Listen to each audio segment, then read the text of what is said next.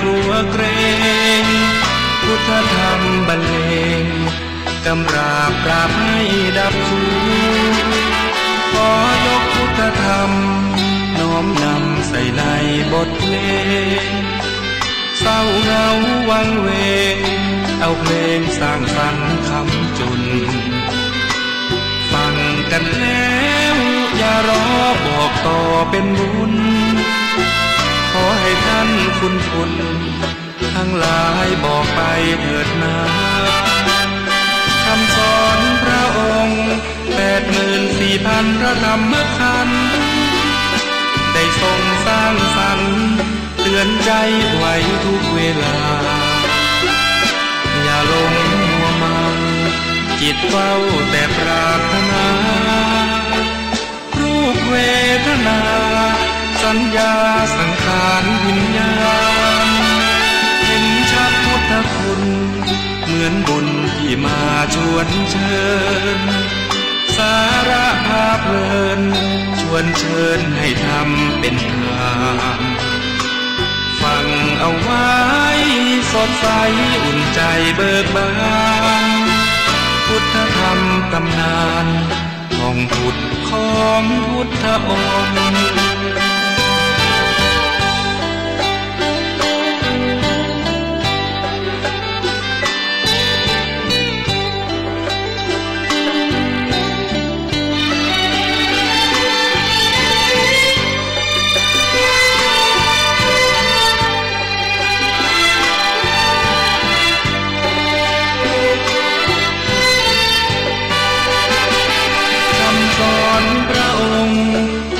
84,000พระธรรมขันธ์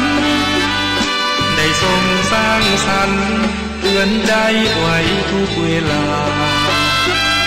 อย่าหลงมัวเมาจิตเฝ้าแต่ปรารถนารูปเวทนาสัญญาสังขารวิญญาณเห็นชัดพุทธคุณเหมือนบุญที่มาชวนเชิญ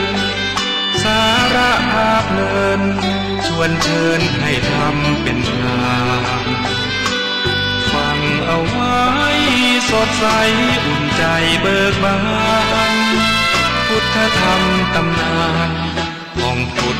นำพุทธชน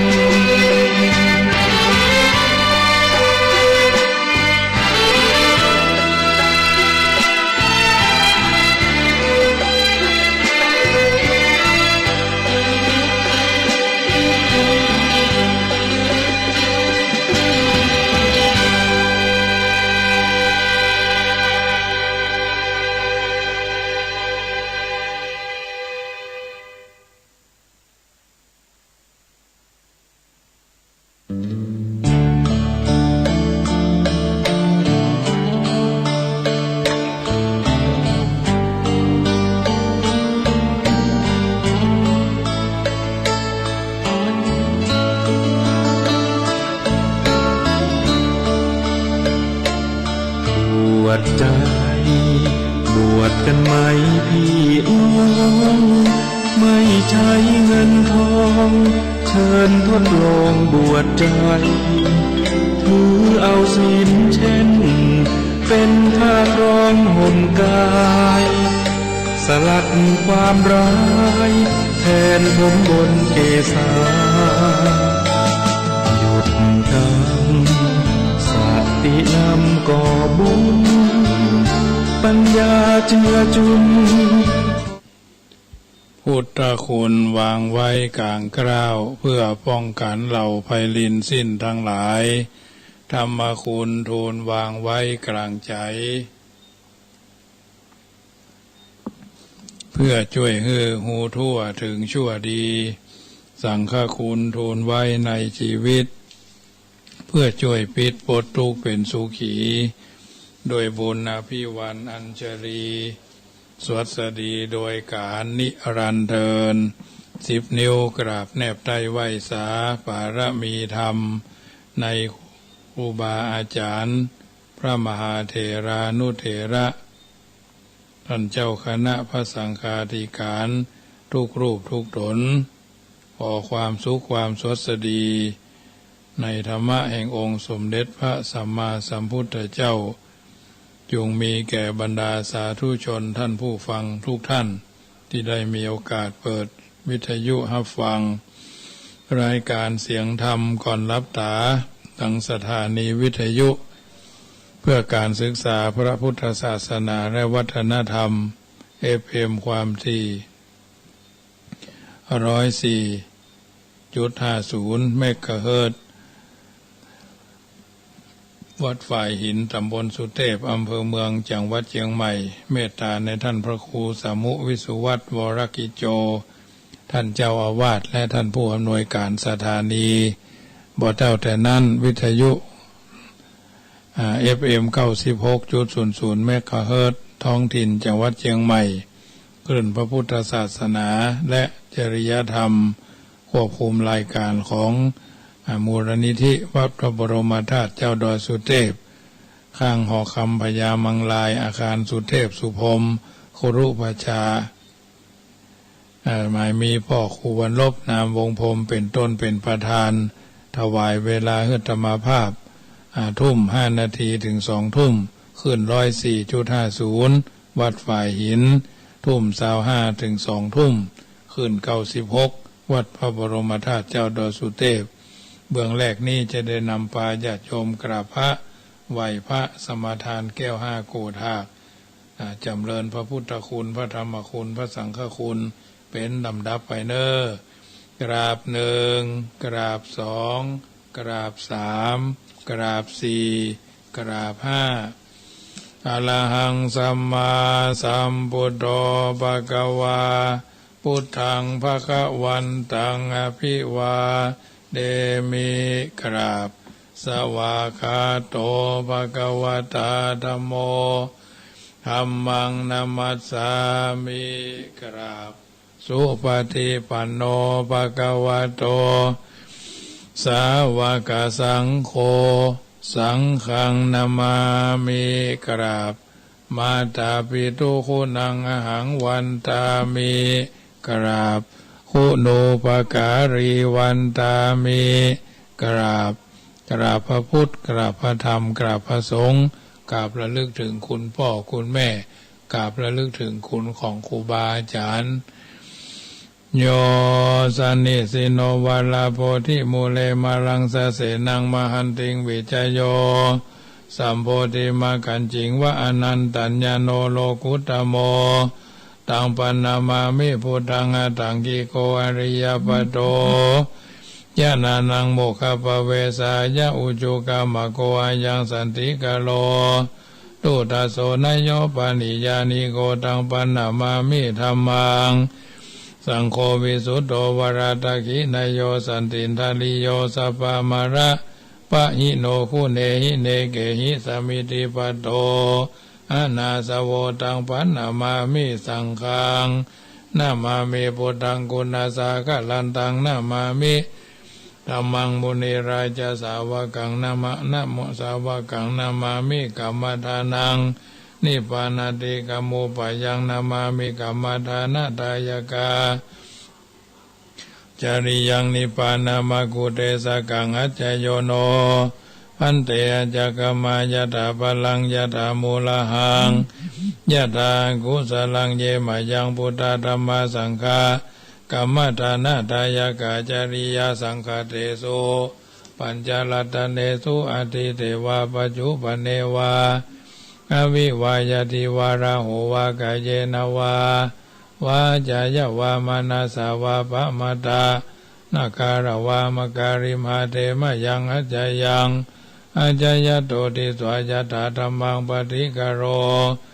มาเตสังโนปันเตพุทธาติรัตนาปัญจกังอนุกัมปังอุปาทายะอาจายังอาจายโตปฏิกันหันโต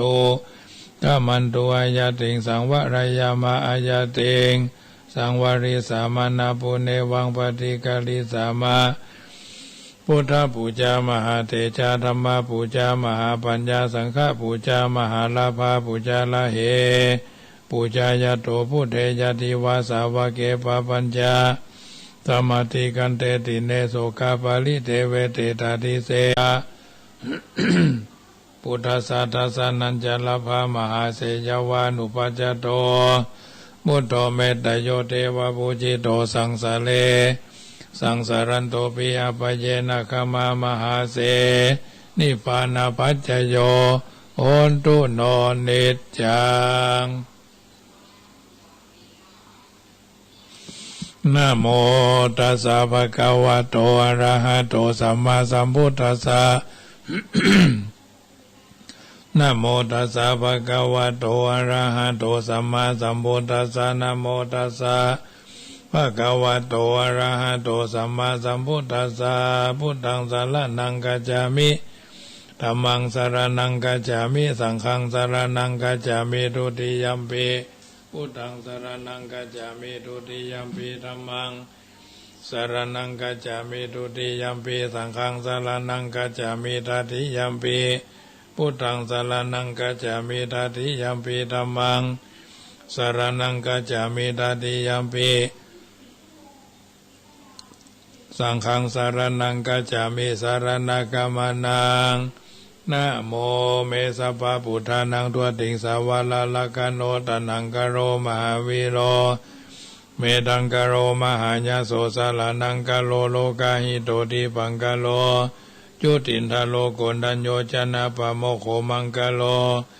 ปุริสาสัพโพสุมาโนสุมาโนติโลเลวะโตระติวัฒโนโสภิโตกุณาสัมปันโนอโนมัตตสี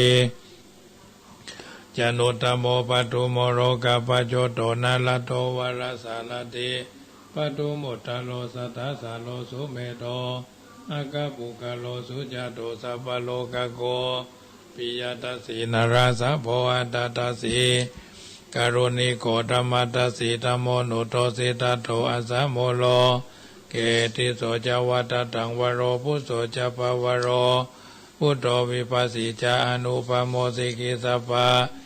อิโตสัตตเวสะโพสุกาตายโกกะโกสันโธสัตตวะโหโกนากามโนรนัญจโห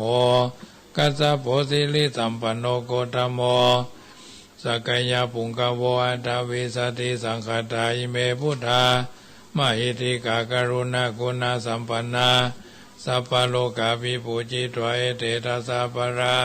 พุทธาอุตตมากาปุกาลาเตปิสังฆกุณาสุปิติเยอมตัมปะตาเอเตพุทธาติตาจามังกลาโอนติสัพพตาอัตถวิสติเมปุเทโยนาโลสารนังกโตกปานิสัทธาสหัสสานิลูกติงโสนกจันติอัตถวิสติพุทธปาลิตังกายสานุภาวะโตยัคขาเนวัตเสนติปิงสนังยามิเจวานุยุนชันโตรตินติวามาตันติโตสุขังสุปฏิสุโตจะปะปังกินจีนาปัสสติเอวะมาทิคุโนเปตังปริตันตัมปนามาเหการณียมัตตากุสเลนะยันตังสันตังปัตังอภิสัมเมจัสสะโกหุโจจัสสุหุโจจัสสุวะโจจัสสะมุตโตอนาติมานิสันตุสะโกจัสสุภโรจะอปกิโจจัสสันลาหุกาวุติสันตินทริโยจานิปะโกจะอปะคโปกุเรสุอนานุกิโตนะจะอุตังสมาจเรกินจิเยนะวิญญูปะเรอุปวัตโยสุขิโนวาเกมิโนหนตุสัพเพสัตตาภวันตุสุขิตตาเยเกจิปนาพุทธติตาสาวาทาวราวาอนาวาเสสติกาวาเยมหันตาวามัชฌิมาราสกาอนุกาธุราทิตาวาเยจะอติตาเยจะทุเลวสันติอวิทุเรพุทธวาสัมภเวสีวาสัพเพสัตตาภวันตุสุขิตตานาปโรปรังนิโกเพทา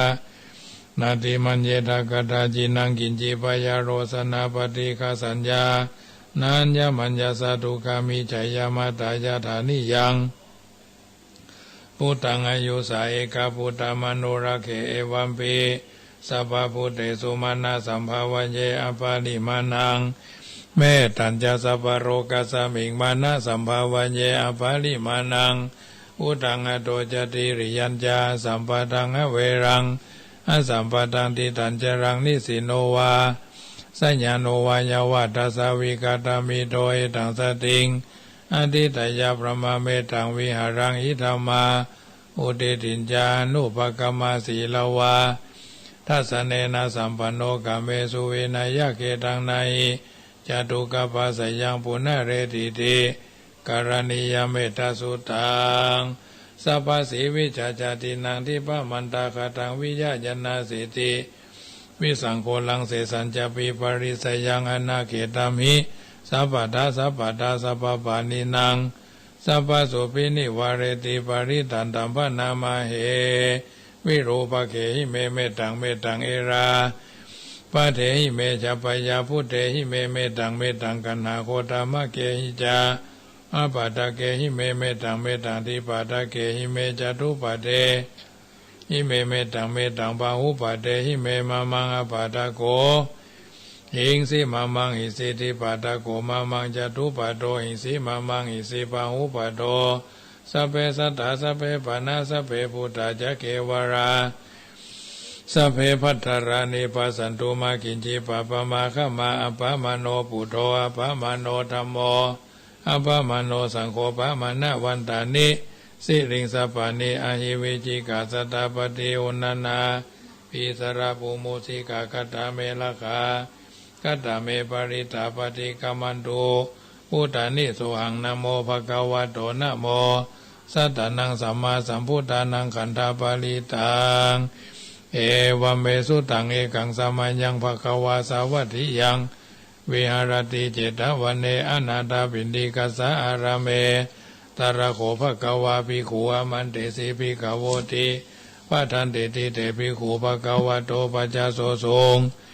ภะคะวะเอตตะโวจาเมตตายาภิกขเวเจโตวิมุตติยาอาเสวิตายาภาวิตายาปะหุลิกัตตายายานีกัตตายาวัตถุกัตตายาอนุติตายาปริจิตายาสุสมารัตายาเอกาทัสสานิสังสาปฏิกังคา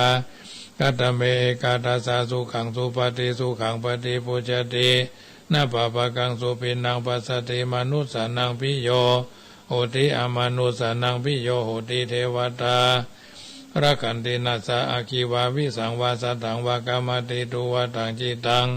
สมาธิยติมุขวันโนวิปัสสิตติอาสมุลลาโหกาลังกโรติอุตตริงอปฏิวิจันโตพมะโลกุปโกโหติเมตตายาภิกขเว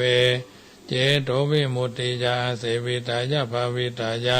พหุลิกัตตายายานิกัตตายาวัตถุกัตตายาอนุติตายาปริจิตายาสุสมารัตตายาเอกาทัสสานิสังสาอิเมเอกาทัสสานิสังสาปฏิกังขติอิธรรมโวจาภคะวะธัมมนาเตปิโขภคะวะโตภาสิทังอภินันโดนติสวาโตภาปัญญาปารามี30ทัสสวาโตภาปัญญาปารามีวัดแวดล้อมวิริยาปารามีอ้อมระวังดีศีลปารามีบังออกบังดาบเมตตาปารามีผ่าแพทย์ดังปืนตาหน้าปารามีเฮอเป็นปืนดังต่ออุเบกขาปารามีเฮอก่อเป็นเวียงสัจจะปารามีแวดระวังดีเป็นไม้ไตคันธีปารามีกายเป็นหอกเป็นดาบบางนาไม้และปืนไฟอาทิตาหน้าปารามีพันดาบไปทุกแห่งแข็งแห้งป่าฝูงหมู่มานผีสางภายเพศทุกตะเวปบที่พังภายในนั่งทรเนอัศจรรย์โสสะเหมือนฟันอยู่ข้างน้ำนาทีนองกวางดอกกวางแตกตีฟ้องระนองระนอกกลายเป็นข้าวดอกไม้ถวายปูชาพระแก้วแก่นไทยสัตันพระผู้ตังเอ่ยจงมาภายโปรดอนุญาตโทษโปรดผู้ฆ่าแท้ดีหลีแม่ธรณีออกมาหีดมวยผมอยู่ที่ท่าจ้างหายคายข้าจังงานซับดินพ่นน้ำนาทีลงพัดพายขอจ้างพายหักโตบเท้าพยามานห้องเอาปูนกลัวกาบยอมือขึ้นตัวหัวใส่เกาผู้คานีเราได้ชื่อว่าลูกศิษย์พระพุทธเจ้าผู้มีบุญสมปานอันมากนักพระพุทธเจ้าจึงตั้งพระปัญญาปาละมีไว้เก้าชั้นตั้งไว้ทางหน้าก็ได้เก้าชั้นตั้งไว้ทางหลังก็ได้เก้าชั้นตั้งแต่หัวแผ่วตีนก็ได้เก้าชั้นตั้งแต่ตีนแผ่วหัวก็ได้เก้าชั้นแสนว่าลูกปืนจักมาเสมอเหมือนโฟนแสนหาก็บ่มีมาจากใครใด ข้าพเจ้าเลยได้ชื่อว่าพุทธกุณังธรรมกุณังสังฆกุณังพุทธอินตาธรรมอินตาสังฆอินตาอาสาหะแม่ธรณีผู้อยู่เหนือน้ำผู้อยู่กำแผ่นดินกันข้าได้ระลึกคือถึงหาคุณพ่อคุณแม่คุณครูบาอาจารย์คุณพระแก้วเจ้าทั้งสามประการคือคุณพระพุทธคุณพระธรรมคุณพระสงฆ์คุณแดดคุณฝนคุณน้ำคุณลมคุณไฟคุณกุศลเจ้าก็ดีคุณนางอุตตราเจ้าก็ดีคุณพระปัจเจกข้าเจ้าก็ดีคุณพระตนเมตตาภาวนาเจ้าก็ดีคุณแม่ธรณีเจ้าก็ดีจงมาสามพิทักษ์รักษาคุ้มครองตั้งกำนาและกำหลังยังตนตัวแห่งผู้ฆ่าตั้งแต่ทีฆาการะยามนี้วันนี้ค่ำคืนนี้และต่อไปนี้จิ้มแด่เธอปุถโธปุถังรักษาธัมโมธัมมังรักษาสังโฆสังฆังรักษาพุทโธปุถังอะระหังธัมโมธัมมังอะระหังสังโฆสังฆังอะระหังพุทโธพุทังกันหะธัมโมธัมมังกันหะสังโฆสังฆังกันหะอายุวันโนสุขังปะลังอิติปิโสภะคะวามือข้าพระเจ้ามี10 นิ้วทางหว่างคิ้วกายเกศาข้าพระเจ้าขอไว้คุณพระบิดามี21คุณพระมารดามี12คุณนางแม่โพธิ์ศพมี39คุณพระพุทธเจ้ามี56พระธรรมเจ้ามี38คุณพระสังฆเจ้ามี14คุณอาจารย์เจ้ามี10คุณกรรมฐานเจ้ามี8คุณไฟ4คุณลม7อากาศ10แม่ธรณีมี21คุณแม่คงกามี12คุณอาคาละมี33คุณศีล5มี11คุณศีล8มี12คุณศีล10มี21คุณปาติโมกข์สังวรศีลมี227คุณอรหันตามีมรรค4ผล4นิพพาน1เป็นเก่าคุณอัสสาวาสคุณนิสสาวาสคุณพระวิหารเจ้ามี84,000ขันธ์คุณพระมหาชินธาตุเจ้ามี84,000ดวงจุงมาเป็นสร้อยประดับกายาอันผาเสดแห่งข้าพเจ้าเมื่อจักดับจิตเสียงชีวิตละสรีระลังสังขารไปในปีใดเดือนใดยามใดหนังอันก็ดีขออาราธนาพระคุณเจ้าทั้งมวลจุงมาปกปิดจงมาปิดประตูจตุระอบายทั้งสี่ขอพระคุณเจ้าทั้งมวลจงมาเปิดประตูเนตรปานแก่ข้าพเจ้าแด่เตอนิพพานะปัจจโยโหตุโนนิจจังพลโตดูลาหมู่เฮาเราเจ้าค่ะจุใหญ่น้อยใจยิงปากันฟังลำอันเฮาจักกล่าวยังพระพุทธคุณพระธรรมคุณพระสังฆคุณมาสัมพิทักษ์รักษาปกปักรักษาหมู่เฮาเราเจ้าข้าพากันกระทำปั้มเปงคุณงามความดีมีทานรักษาศีลในที่นี้การหือทานก็ดีรักษาศีลก็ดีภาวนาก็ดี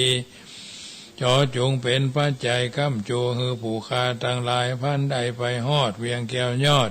เนรปานอันฮืออันเสี่ยงไปแห่งกิเลสทั้งหลายเที่ยงแท้แด่เตอเอาละญาติโยมสาธุชนท่านผู้ฟังทั้งหลายได้ยินได้ฟังการสวดพุทธคุณธรรมคุณสังฆคุณเรียบร้อยต่อไปก็จะธรรมบรรยายเป็นปฏิพรกับบรรดาญาติโยมทุกคนทุกท่านเนอะเป็นอุทาหรณ์เตือนจิตสกิจใจในการดำเนินชีวิตวันนี้ก็จะเรื่องความย่อท้อคนเฮาเกิดความย่อท้อในจิตในใจนั่นก็เพราะว่าตั้งความมุ่งหมายที่จะสำเร็จลุล่วงในอนาคตนั้นบัดแน่นอนเด็ดขาดอย่างหนึ่งแถมอย่างหนึ่งแม้จะมีความมุ่งหมายที่แน่นอนอยู่แล้วแต่ก็พบกับสิ่งที่ผิดหวังหรือใจอ่อนต่อโลกธรรมคือความเสื่อมลาภได้ลาภเสื่อมยศได้ยศความถูกนินทาอาการถูกสรรเสริญเยินยกเยินยอความทุกข์ความสุขก็เกิดความย่อท้อหรือในความมุ่งหมายจะให้สำเร็จนั้นบางเตื้อที่เกิดที่เป็นคนนิสัยจืดจางโวยทำมาอย่างจบชัดจับจดมาจริงจัง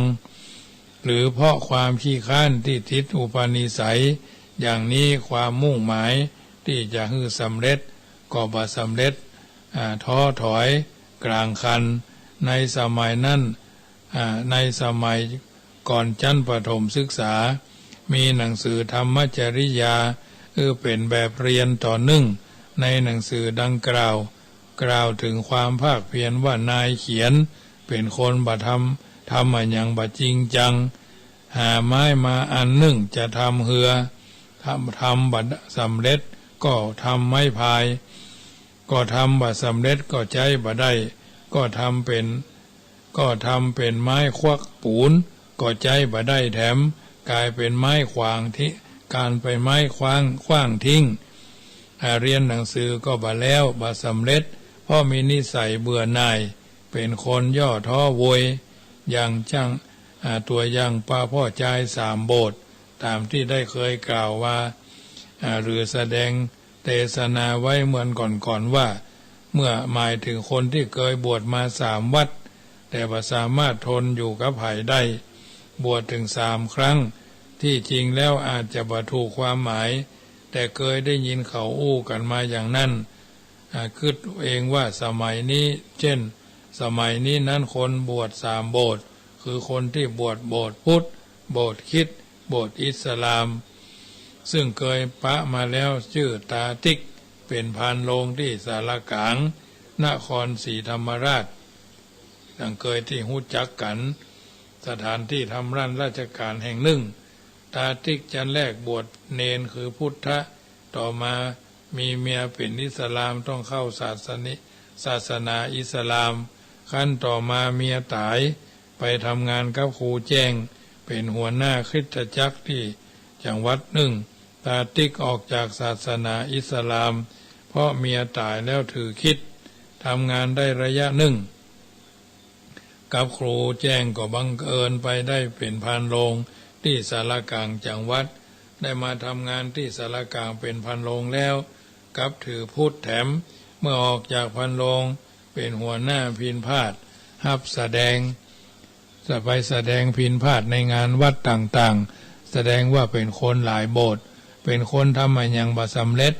พออยู่ได้ไปแบบมีฐานะยากจนซึ่งควรเรียกว่าเป็นชาย3 โบสถ์เพราะเป็นผู้ทำอย่างบ่สำเร็จจิตใจบ่มั่นคงบางเตื้อก็ไปนับถือศาสนานั้นบางเตื้อก็ไปนับถือศาสนานี้เอาแน่เอานอนบ่ได้เพราะมีความมุ่งหมายอย่างใดอย่างหนึ่งแล้วท้อถอยหรือเป็นไปเพื่อต้องการได้ราบได้รสได้ลาบได้ผลหรือเปลี่ยนที่ยึดถือไปเรื่อยบ่เอาอย่างเป็นแน่นอนแบบนี้จะเอาสวรรค์ของศาสนาใดก็ได้ความย่อท้อจิตใจเหล่านี้เป็นเครื่องบั่นทอนการทำงาน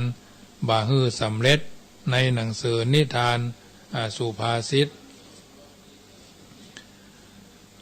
หนังสือนิทานสุภาษิตสมัยก่อนเล่าเรียนลองแหมเตื้อพ่อแม่ซื้อว่าวมาฮื้อ1 ตัวลูกนำไปจักบ่ขึ้นในครั้งที่1ที่2ที่3แต่เมื่อนำไปจักบ่อยๆก็รู้วิธีจักขึ้นและดีขึ้นทุกครั้งจนจักได้ซึ่งการชักและแต่ละครั้งพ่อก็คอยแนะนำฮื้อลูกลอง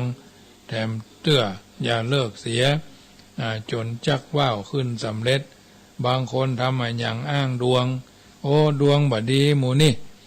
เสียงโจกก็บ่ได้อย่างอันอย่างอี้ขายครัวก็บ่ม่วนดวงบ่ดีวันเนี้ยซวย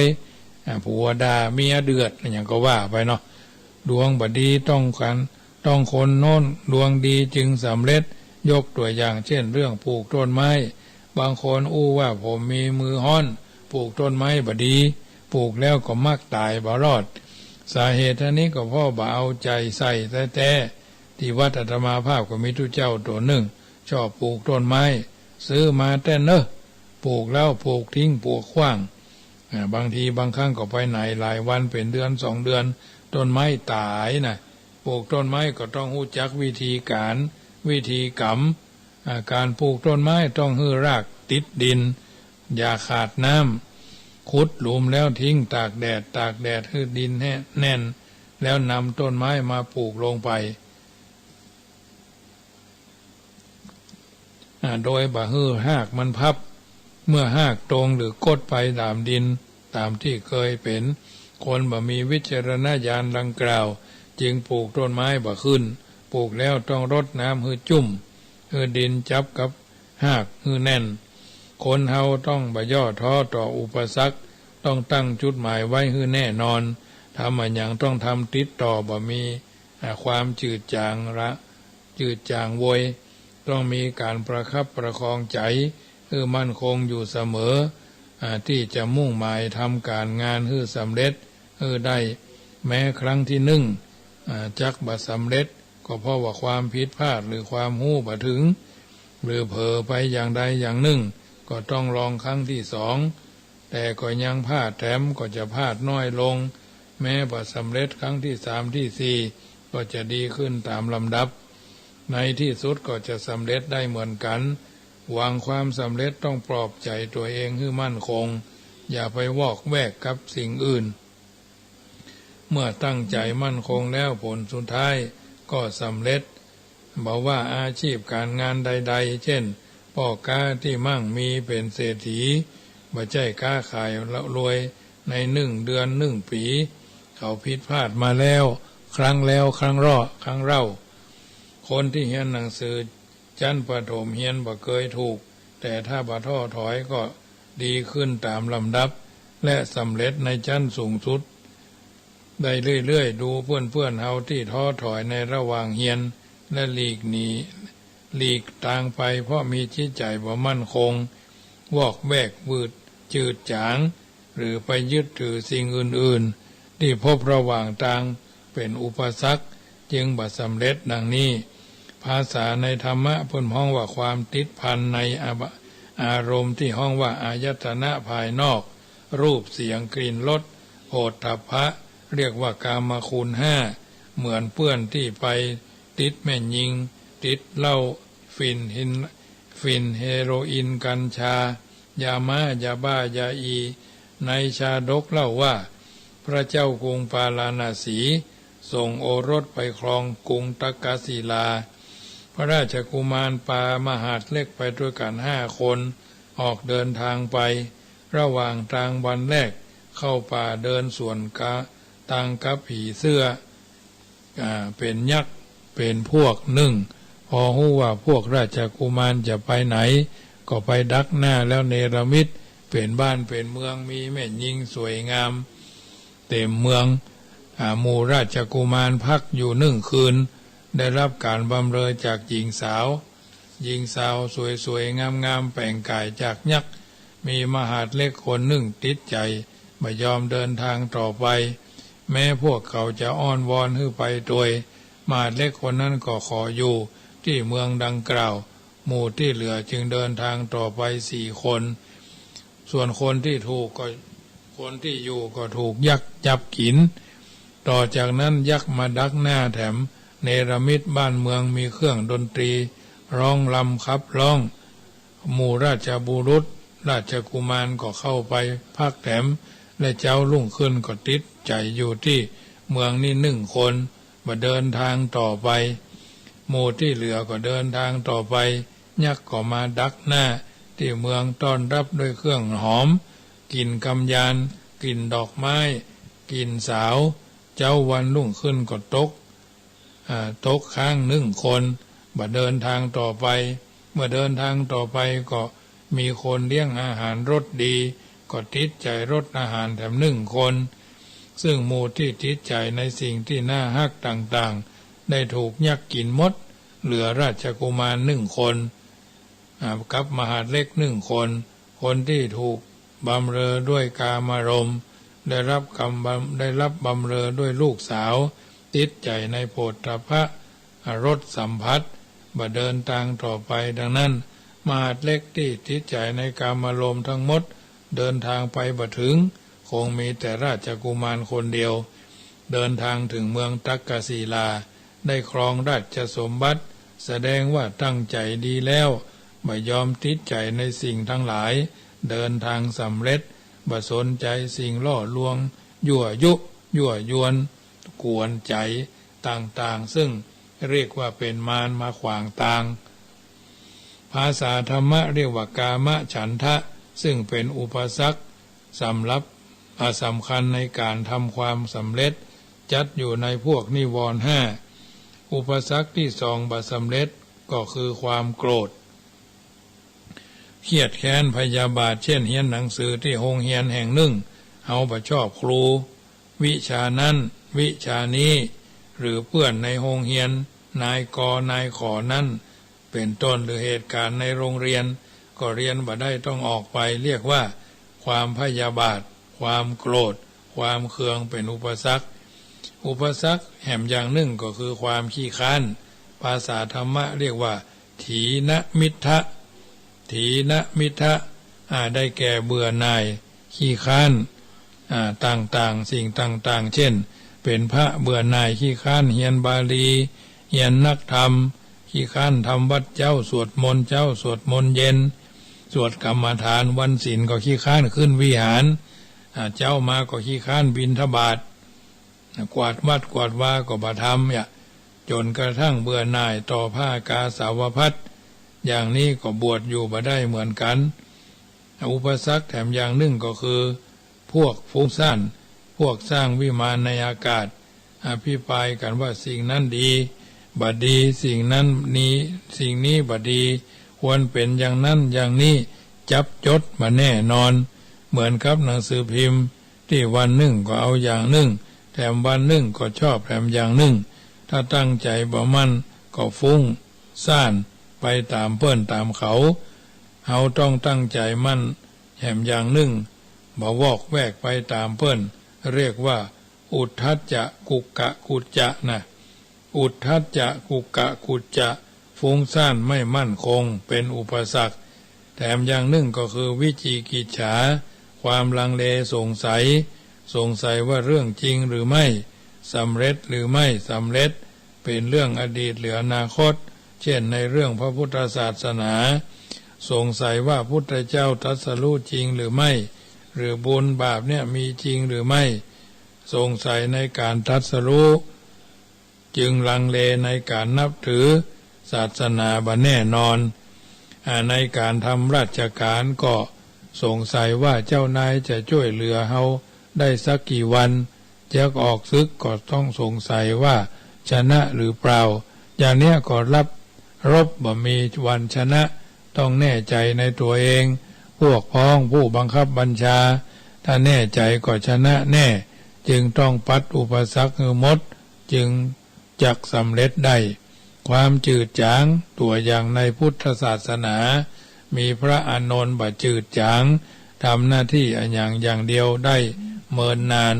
พระเจ้าประเสนาธิโกศลนิมนต์พระไปรับบิณฑบาตในวังวันละ100 รูปพระราชาตักบาตรเองแต่วันหนึ่งพระราชามีราชกิจที่สำคัญด้วยพวกต่างประเทศจึงบ่ได้ออกพาใส่บาตรตามกำหนดเวลาทั้งนี้มีของใส่บาตรเต็มพร้อมแล้วพวกพระนั่งรอจนเมินก็ทยอยกันพลิกไปวัดจนกระทั่งเวลา10 โมงเจ้าคงเหลือแต่พระอานนท์องค์เดียวพระราชาจึงได้เสด็จออกมาแสดงว่าพระอานนท์บ่ท้อใจมีความแน่วแน่เมื่อมีนักรอเมื่อมีนัดก็รอหากว่ามีอันอย่างเปลี่ยนแปลงพุทธเจ้าจึงตรัสสรรเสริญว่าเป็นผู้มั่นคงแน่วแน่บ่จืดจางเป็นต้นในชาดกมีเรื่องนกแขกเต้าอาศัยอยู่ที่ต้นบะเดือที่ต้นบะเดืออาศัยกินลูกบะเดือจนหมด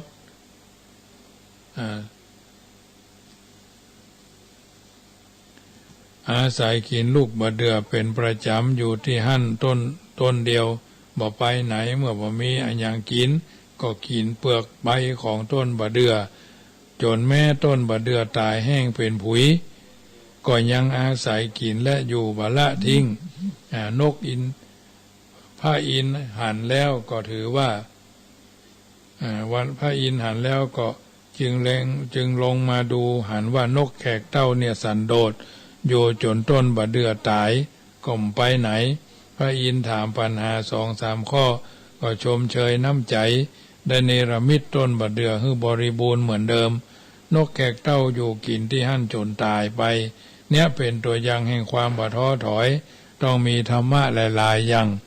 คือมีสัจจะมีความจริงใจวิริยะความภาคเพียรขันติความอดทนสันโดษก็คือความพอใจในสิ่งที่ตนมีอยู่มีเป็นธรรมะที่ทำจิตใจมั่นคงและเกิดสันติภาพวายเมเถวะปุริโสยาวะอัฏฐสนิปทาบุรุษพึงพยายามไปกว่าจักสำเร็จประโยชน์คโนโวมาอุปจคาขณะถือโอกาสอย่าล่วงเลยท่านทั้งหลายไปเสียเป็นต้นอันนี้ญาติโยมท่านสาธุชนท่านผู้ฟังทั้งหลายนำมาเวิ้นเจริญพรเพื่อเป็นมงคลกับตัวกับตนเฮาท่านทั้งหลายเป็นลำดับไปเพราะฉะนั้นค่ำแรงของวันนี้ญาติโยมสาธุชนได้ยินได้ฟังน้ำธรรมคำสอนจากรายการธรรมะเสียงธรรมรับอรุณก็ถือว่าเป็นอาหารใจสำหรับทุกคนญาติโยมท่านผู้ฟังทั้งหลายมีคำกล่าวเอาไว้ว่าชนะใจตัวเองจะได้ไร้ทุกข์เพิ่นบอกว่ายอมเสียบ้างบางคนมีชีวิตอยู่บ่ค่อยสงบเพราะหยังเพราะยอมบ่ได้บ่เป็นแค่ทำใจย่อมเป็นชีวิตก็เย็นเยอะเย็นขึ้นเยอะปล่อยวางเสียพ่องแค่เศษกระดาษแผ่นบางๆถ้าเฮาถือไว้เมินยังเปื่อยเลยเมื่อนับภาษาอันอย่างกับอาการถือดีถือเด่นแล้วชีวิตจะสุขกายสบายใจได้แต่ที่ไหนอภัยอย่าพ่องบ่เป็นหยังกรรมง่ายๆที่หลายคนบ่ยากหัดอภัยเป็นชีวิตเฮาจะได้บ่เอาเรื่องร้ายๆมาผูกใจตนเองเจ็บไปตลอดชีวิตลืมอย่าพ่องโดยเฉพาะเรื่องที่บ่สร้างสรรค์ชีวิตใจสติกวาดมันทิ้งไปจากใจอย่าพ่องเก็บไว้เฉพาะสิ่งที่เป็นสติปัญญาเท่านั้นก็พอถอยเสียบ้างถ้าเฮาถอยเฮาจะกระโดดไปทางหน้าได้ไกลขึ้นบางครั้งบางเตื้อต้องหู้จักผ่อนนักผ่อนเบาถอยมาตั้งรักก่อนชีวิตมันก็มีช่วงเวลาของมันหัดให้เสียบ้าง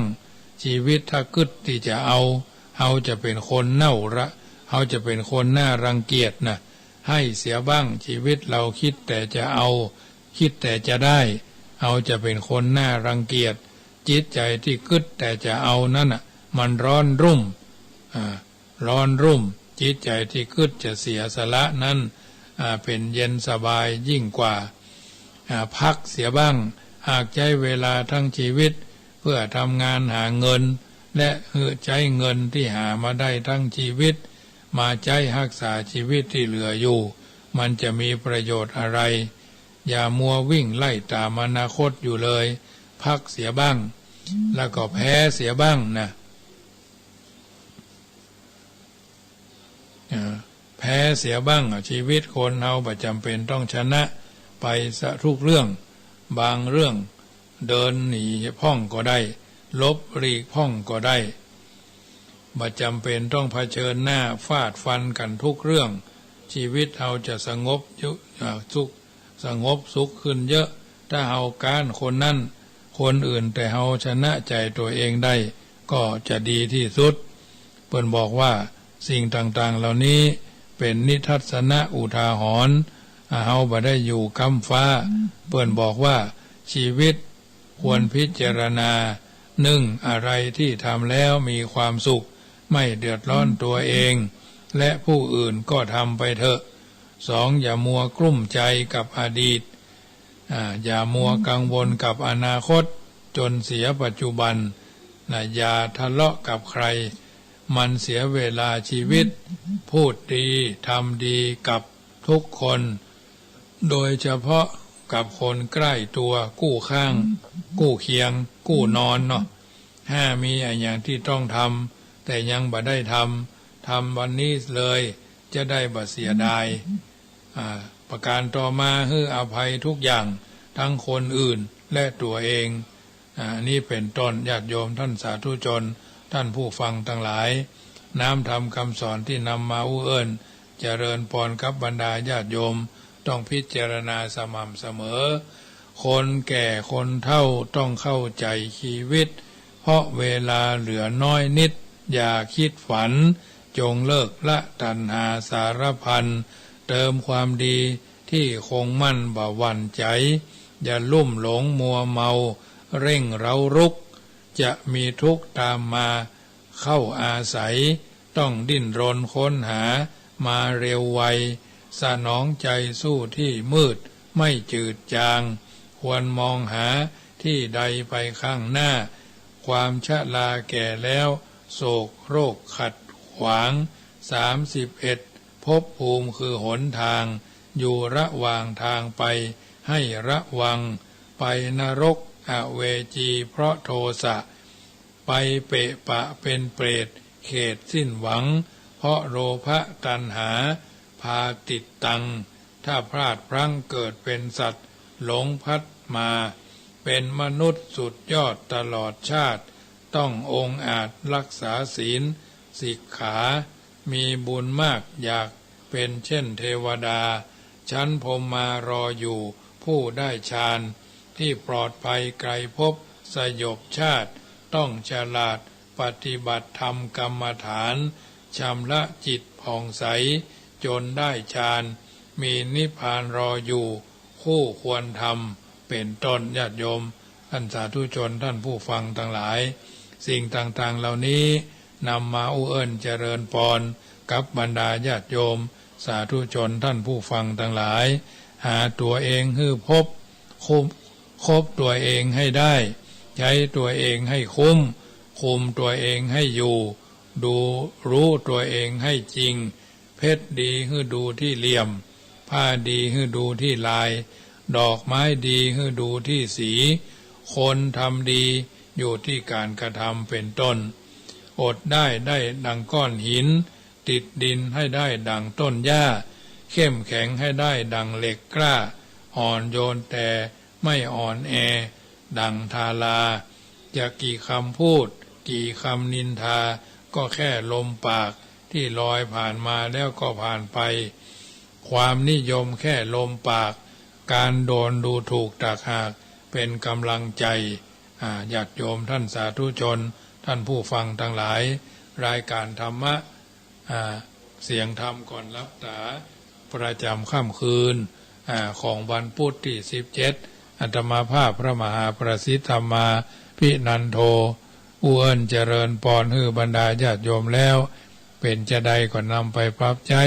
ในการดำเนินชีวิตของเฮาท่านหลายอยู่ทางใดฟังแล้วเป็นจะใด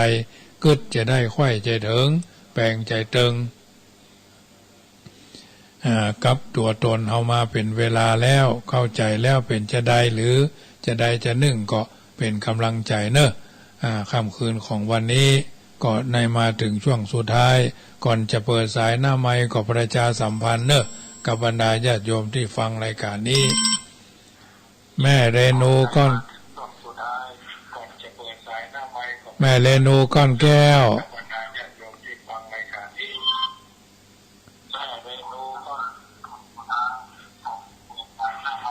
เจริญพรโยมบุ๋มโชคดีสวัสดีเจ้าเอาหันหลังทำการจัดนมาจัดแล้วฝนตกกันนะเจ้าบัดตกเรากำลังจัดรายการนี่ค่ะเจ้าฟังแต่มาประจำสาธุเจ้าเจ้าโมทนาเนาะยายบุ๋มผู้โชคดีวะนำสร้อยเพิ่นเนาะเป็นกำลังใจเนื่อวันที่20จะไปลืมพระกันที่ควงพญามังลายพี่น้องท่านใดจะร่วมขินร่วมตาลเป็นเจ้าภาพน้ำก่อนน้องเอิญเจริญพรเนอะยายพรร้องบัวแดงฟังชัดเจนเนาะโอ้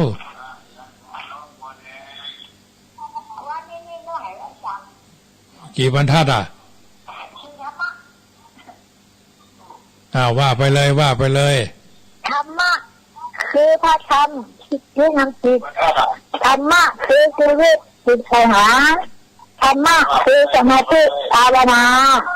ธรรมะคือศีลห้าจริยาเมตตาธรรมะคือจะไปเรื่อยๆโอ้ยังมาจบโวยมาโวยไปโวยได้ต้องปิดวิทยุก่อนยายเอ๋ยมันดังสะท้อนมาทางเพศเมื่อฟังแล้วก็ถือว่าเพิ่นมีความสามารถเฉพาะบุคคลเนาะว่าไปเถอะว่าได้ก็ว่าไปฝึกสมองเนาะไผว่าได้ก็ว่าเด้อทำบักข้องบักจองนะจะไปให้มันยาวสามกู้สี่กู้ก็ว่าไปได้ญาติโยมไผจะว่าก็ได้เจริญพรนะทุกคนนะเพราะฉะนั้น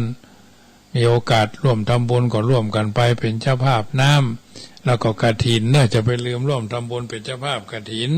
ของวัดจังกรรมในวันที่13ตุลาศรัทธาสาธุชนในที่ทั้ง4น้อมเอิญเจริญพรเนอะแม่ก้อยปลาไผ่แจ้จ้างเจริญพรเจ้าฟังเข้าใจดีเนาะเจ้าโมทนาโมทนาเจ้าเจริญพรนะเจ้าภาพกฐินก็หมายมีคุณโยมจามจุรีสิทธิวงศ์ผ้าป่ากฐินเสมิง 1,000 บาทโรงพยาบาลเสมิงเนาะกฐินวัดจังคำ500 บาทน้ำดื่ม500 บาทเจริญพรโยมแม่แม่แต่ฝนตกก่อนวันนี้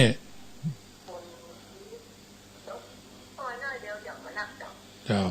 ฟังเข้าใจก็วังไปเรื่อยๆเนอะเจ้าโมทนาโมทนาโยมแม่เพ็ญศรีท่านันชัยสันปยังนอมกองเพชรกองทองกองเงินอนุโมทนาเนอะโยมแม่ทองบุญศรีกิ่วแลน้อย100 บาทวินัยตาฟั่นพร้อมครอบครัวกฐิน100 บาทแม่คำผงติสมบ้านไซทองตำบลป่าซักอำเภอเมืองลำพูนอันนี้ก็ร่วมทำบุญกฐินอนุโมทนาเนอะคนละเล็กคนละน้อยไปเรื่อยๆประกาศอนุโมทนา13ตุลาเวลาบ่ายเวลา9:39เนอะเจริญพรโยมแม่ศรีนวลฟังกันอยู่นอค่ำมาฝนตกเอาวะเนี่ยวันนี้ตกตะกี้นี้น้อยเดียวจ้ะตอนนี้มันลดละทางเพศก็ชิดช็อตเนี่ยต้องมันปัดตกนักนานหมดเฮ้ยเจ้ากำลังใจเนอะเจ้าเจริญพรอยู่จุดไหนโมงใดแถม2 นาทีเนาะสุดท้ายน่าจะได้ส่งรายการครูบาอาจารย์ตัวอื่นต่อไปเนาะมีโอกาสก็โทรศัพท์มาทักทายกันได้เนอะบุญกุศลอันใดที่เราร่วมด้วยช่วยกันในค่ำคืนก็ดีกลางวันก็ดีนำเป็นพลังวัดใจก้ามข้าวสิ่งที่มันบดีบางามสู่จุดหมายปลายทางที่เราต้องการและปรารถนาเนอะทุกคนทุกท่านมีศีลมีสัตย์มีความจริงตั้งใจทำดีตั้งใจทำวันนี้ดีก่อนอย่าอาวรณ์ตะวาที่ผ่านมาแล้ววันพุกยังบัดถึงจังมันปะไลตั้งหน้าตั้งตาทำวันนี้ดีฝึกกายได้กำลังฝึกสมองได้ความฉลาดฝึกสติได้ปัญญาฝึกปล่อยวางได้ความสงบฉะนั้นอุปสรรควัดความแกร่งความแข็งแรงวัดกำลังใจปัญหามีไว้วัดสติปัญญา